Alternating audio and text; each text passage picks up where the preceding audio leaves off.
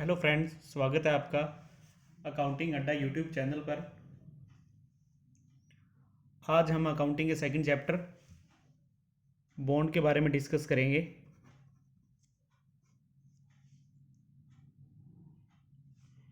Exam में ये chapter 5 number में रहेगा अपना। एक क्वेश्चन 2 नंबर में, एक क्वेश्चन 2 क्वेश्चन 1 नंबर में और 2 क्वेश्चन हाफ ऑफ नंबर के रहेंगे यहाँ से। ये न्यूमेरिकल बेस रहेगा, ये भी न्यूमेरिकल में रहेगा और ये 2 क्वेश्चंस हैं ये थ्योरी में। इम्पोर्टेंट चैप्टर है तो शुरू से ही पकड़ बना के चलेंगे।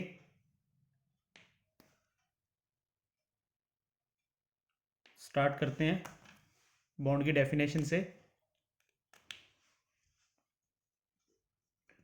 Bond is a debt instrument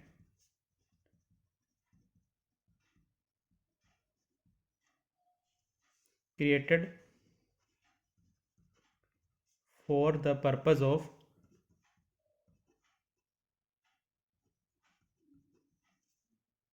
raising capital. It is a loan agreement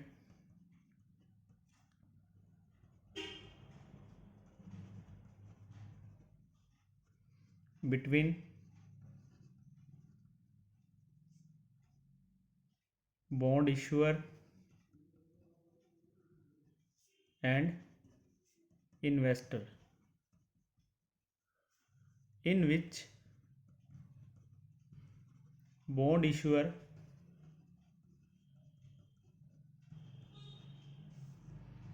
is obligated to pay a specified amount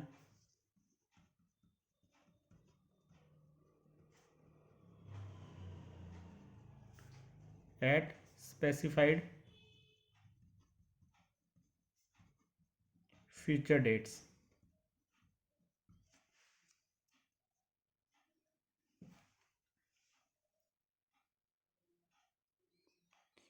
किसी भी ऑर्गेनाइजेशन को पैसे की ज़रूरत रहती है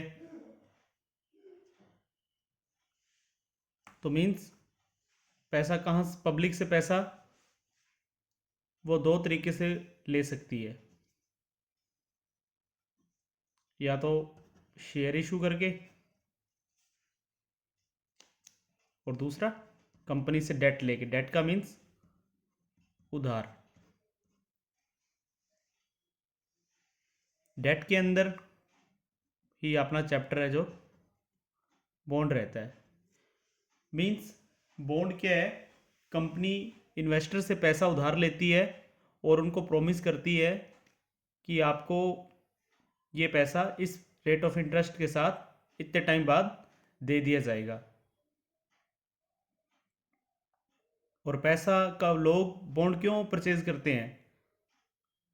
सपोज 1,000 रुपये का बॉन्ड परचेज किया इन्वेस्टर ने 3 साल के लिए 10% रेट ऑफ इंटरेस्ट पर।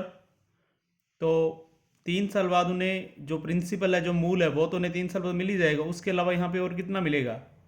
10% यहाँ पे और मिलेगा। तो बॉन्ड क्या है? एक तरह से एक सर्टिफिकेट है जिसके ऊपर उसकी वैल्यू लिखी जाती है। वैल्यू मीन्स वर्थ लिखी जाती है, कितने टाइम पीरियड का है, मेच्योरिटी लिखी जाती है, जो कंपनी इशू कर रही है उसकी सील लगी होती है, जो पेमेंट है उसका मोड कैसे है, मंथली मिलेगी, क्वार्टरली मिलेगी, हाफ ईयरली मिलेगी, एनुअली मिलेगी, ये सब बॉन्ड के ऊपर मेंशन होता है। बॉन्ड एक तरह से एक डेट इंस्ट्रूमेंट है। इसमें क्या हो रहा है, कंपनी इन्वेस्टर से पैसा उधार ले रही है, फिर उस पैसे को अपने बिजनेस में लगा रही है। और इन्वेस्टर को क्या प्रॉफिट है? इन्वेस्टर को प्रॉफिट है कि उन्हें मूल तो मिल ही रहा है, उसके अलावा अलग से रेट ऑफ इंटरेस्ट और मिल रहा है।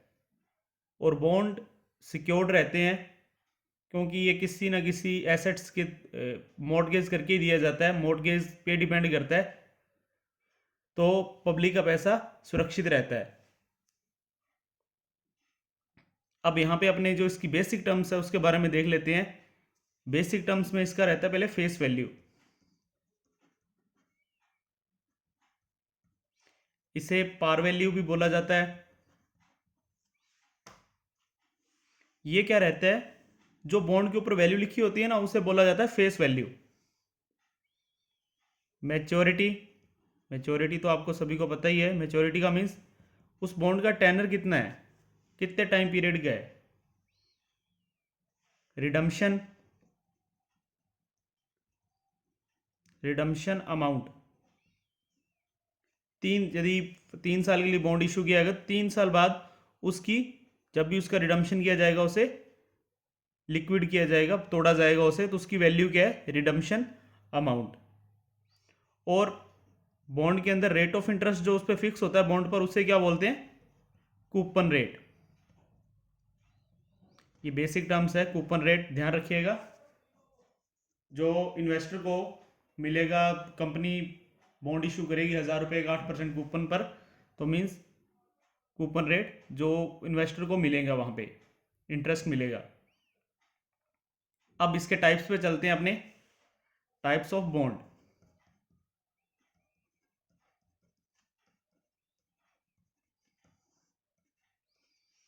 फर्स्ट टाइप इसका नोट करते हैं अपने, zero coupon bond.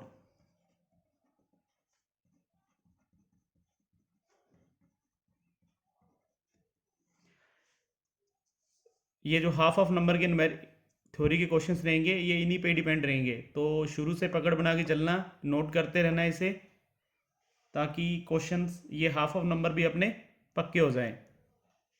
Zero coupon bond, इसकी डेफिनेशन नोट करते हैं। देखो नाम से पता लग रहा है, जिसमें कूपन रेट क्या है, जीरो है। ए बॉन्ड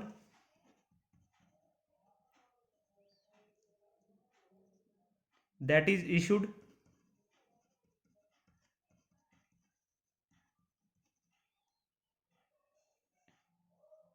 at a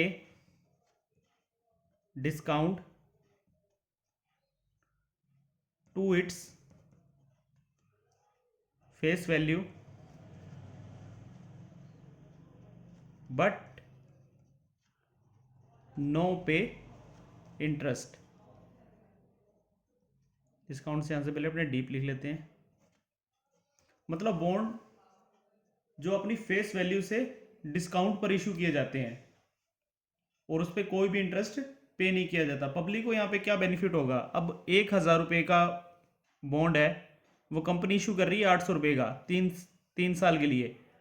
जो जब 3 साल पूरे हो जाएंगे, तो ये इन्वेस्टर से क्या करेगी, 1,000 रुपये पे वापस ले लेगी, और ये जो बीच का जो गैप है, ये क्या रहेगा, इन्वेस्टर का प्रॉफिट रहेगा। Zero coupon bond. फिर नेक्स्ट चलते हैं आगे अपने,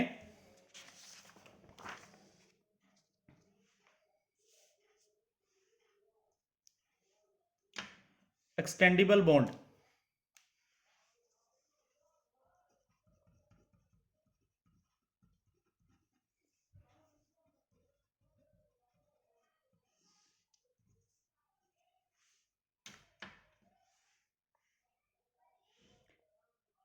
no fixed maturity date, no fixed maturity date,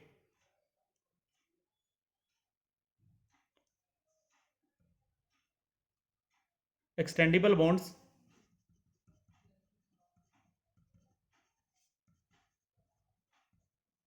can be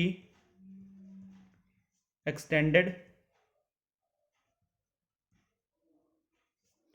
on demand of buyer। Buyer इस केस में कौन रहेगा, इन्वेस्टर रहेगा। इन्वेस्टर ने बाय किया ना वो, तो मीन्स बायर रहेगा अपना इन्वेस्टर। यहां पे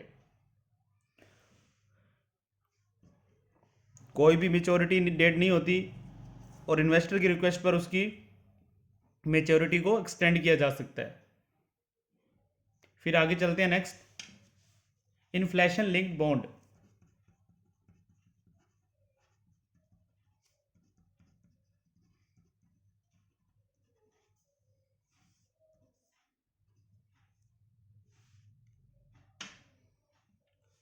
नाम से स्पष्ट है, इन्फ्लेशन पे डिपेंड करेगा।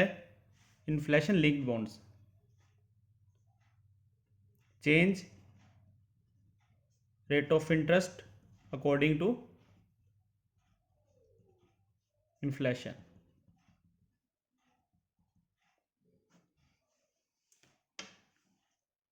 फिर चलते हैं नेक्स्ट आगे, retractable bonds, retractable bond important है ये, और इसको पुटेबल बॉन्ड भी बोलते हैं।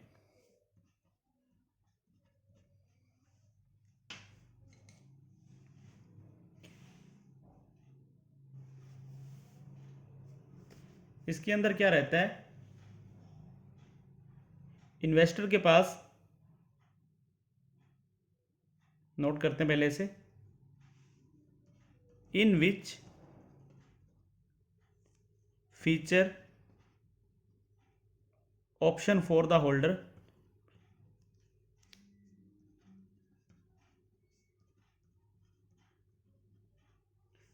To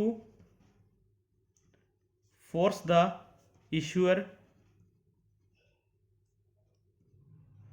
to redeem the bond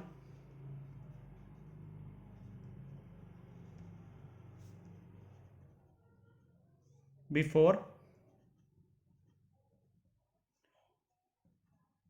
maturity। इसमें क्या रहता है, इन्वेस्टर के पास ऑप्शन रहता है कि वो टाइम पीरियड पूरा होने से पहले ही बॉन्ड को रिडीम करवा सकता है, और जो बॉन्ड इश्यूअर रहता है उसे रिडीम, वो भी मार्केट वैल्यू पे, जो भी उसकी मार्केट वैल्यू पे रहती है उस पे उस बॉन्ड को रिडीम कर देता है। मीन्स कोई भी कई बार पैसे की ज़रूरत हो जाती है इन्वेस्टर को, वो वापस पैसा प्राप्त करने के लिए बॉन्ड को रिडीम करवा देता है। फिर आगे चलते हैं, कन्वर्टिबल बॉन्ड्स।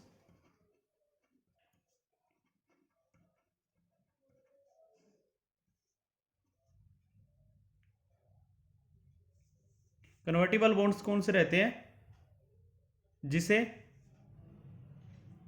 कभी भी शेयर में कन्वर्ट करवाया जा सकता है।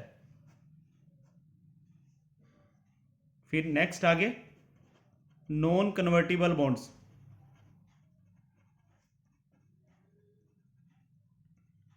ये बॉन्ड्स बॉन्ड में ही रहता है, इसको शेयर में कन्वर्ट नहीं करवा सकते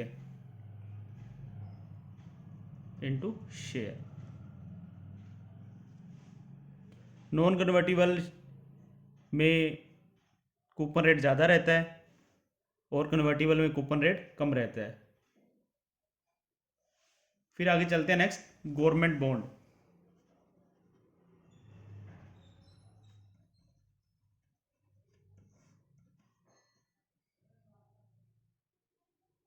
गवर्नमेंट बॉन्ड कौन से रहते हैं, जो गवर्नमेंट के द्वारा इशू किए जाते हैं। फिर आगे चलते हैं नेक्स्ट, म्युनिसिपल बॉन्ड।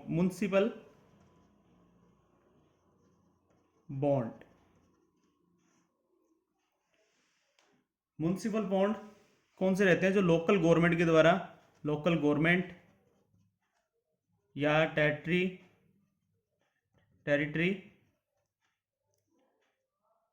या एजेंसीज के द्वारा इशू किए जाते हैं। इट इज जनरली यूज्ड, इसके बारे में नोट कर लेना,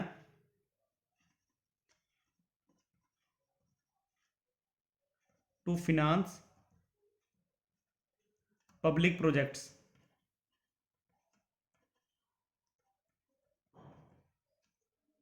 कौन कौन से प्रोजेक्ट आ जाएंगे, रोड्स, स्कूल, किसी भी इंफ्रास्ट्रक्चर से रिलेटेड। फिर आगे चलते हैं next, junk bond.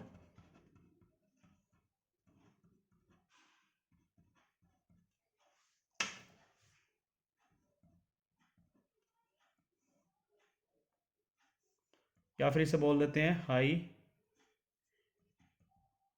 Interest bond.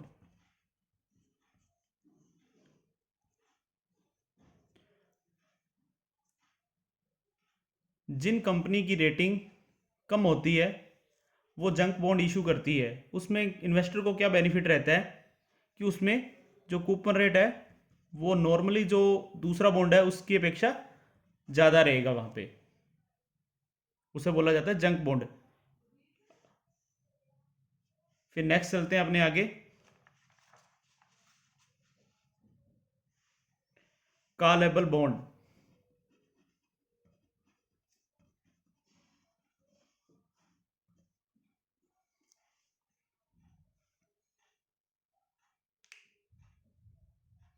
पहले हमने देखा था puttable bond.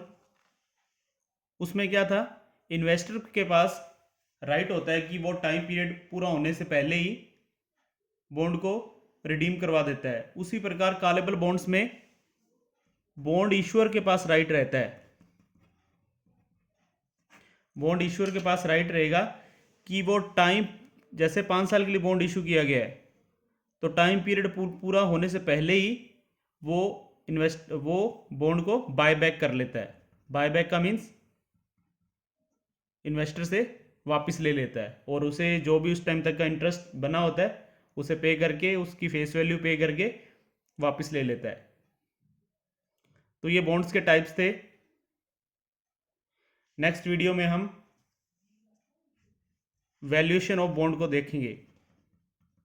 Valuation of bond numerical पे क्वेश्चन रहेंगे यहाँ पे, नेक्स्ट वीडियो में देखते हैं इसे।